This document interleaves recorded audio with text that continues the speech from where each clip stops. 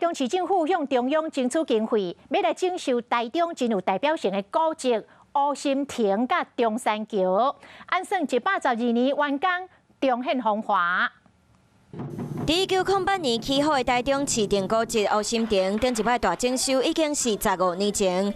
经过风吹日晒了后，造成结构受损，后民众来佚佗的时无啥安全。上次呢，在我们2007年的时候呢，湖心亭进行了第一次的大整修。那年到现在呢，已经经过了15年，所以我们也发现说，在整个斜屋顶上面有了一些生物的破坏。 有114年历史的乌心亭，毋但是台中城市以上上有代表性的古迹建筑，而且嘛是市区主要的视觉元素。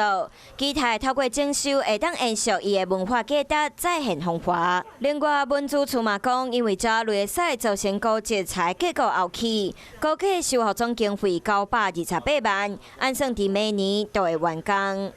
有事没事赶紧转开华视，还没有订阅华视的 YouTube 频道吗？赶紧按赞、订阅、开启小铃铛，我们华视 YouTube 见。